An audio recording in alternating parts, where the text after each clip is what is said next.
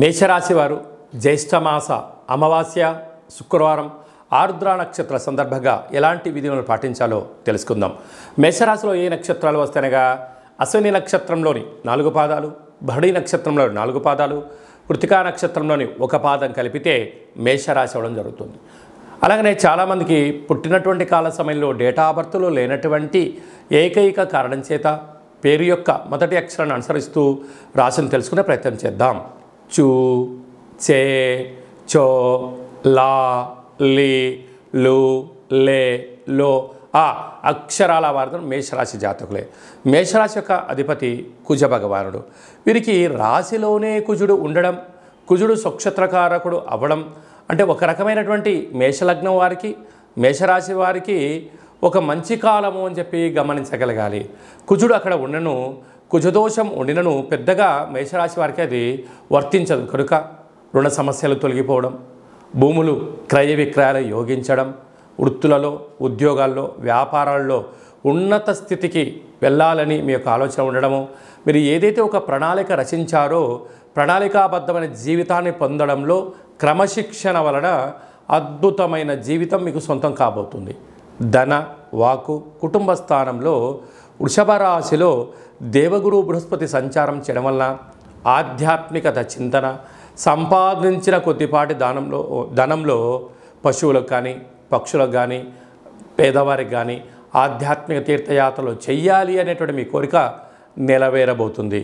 అలాగా తృతీయంలో ఏడాది తర్వాత మిథున రాశిలో రవి భగవానుడు శుక్ర భగవాన్తో సంచారం చేయడం వలన ఓపిక, పట్టుదల, సహనం, సమన్వయంగా ఉండగలిగితే అన్నదమ్ముల నుంచి, అక్కా చెల్లెల నుంచి, పార్ట్నర్షిప్ వ్యవహార కార్యక్రమాలు వాళ్ళ దగ్గర నుంచి మీకు రావాల్సినటువంటి షేర్లు కానీ, పెట్టుబడులు కానీ ఆదాయంగా వచ్చే అవకాశాలు చాలా అధికంగా ఉంటున్నాయి.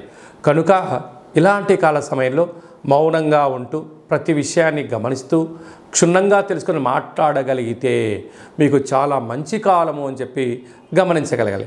6వ స్థానంలో కేతు సంచార స్థితి ఉండడం వల్ల అన్ని రాశులతో పోల్చుకుంటే మేషరాశి జాతకులు చాలా ముందు వరుసలో ఉంటారు. ఒక వ్యక్తి మాట్లాడుతున్నప్పుడు అందులో విషయం నిజమెంత, ధర్మం ఎంత, అధర్మం ఎంత, అది వ్యక్తిగతమైన ఆలోచనకు చేస్తున్నాడా, స్వలాభం కోసం మాట్లాడుతున్నారని ముందే ఊహించి చెప్పే శక్తి మేషరాశి వారికి ఉంటుంది.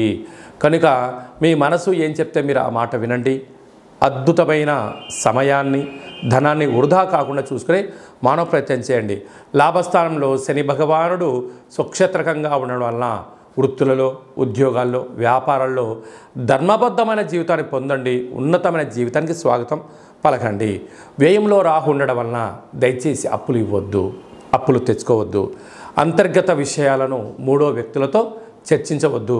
అనేక రకాలమైన కార్యక్రమాల్లో అనేక రకాల ఇబ్బందులు పొంచి ఉన్నాయి. తస్మాత్ జాగ్రత్త.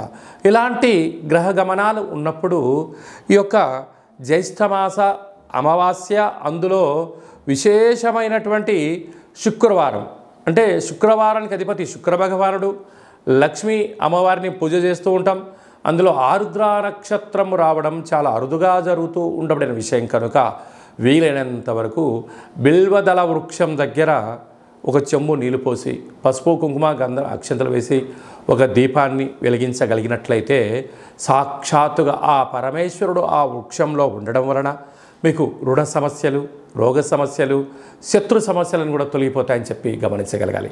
అదే కాకుండా అలాగా హోటల్ వ్యాపారాలు, సాఫ్ట్వేర్ రంగం వారు, వ్యవసాయ సోదరీమణులు, ఇది మనకు వర్షాకాలం అవ్వడం వలన వీలైనంత వరకు వర్షం కానీ, గాలి వీచినప్పుడు కానీ, పాడుబడ్డ భవనాల దగ్గర కానీ, రేకుల షెడ్ కింద కానీ, వృక్షాల కింద ఉండకుండా ప్రయత్నం చేయండి. ఎందుకనగా ఈ సంవత్సరం అధిపతి కూడా రాజు కుజుడే అవ్వడం, ఈ రాశాధిపతి కుజుడే అవ్వడం వలన పిడుగుతో కూడుకున్నటువంటి వాహన ప్రమాదాలు, జలగండాలు కొద్దిపాటి స్వల్పంగా పొంచి ఉన్నాయి.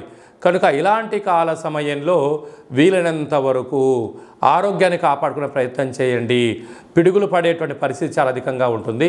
తస్మాత్ జాగ్రత్త.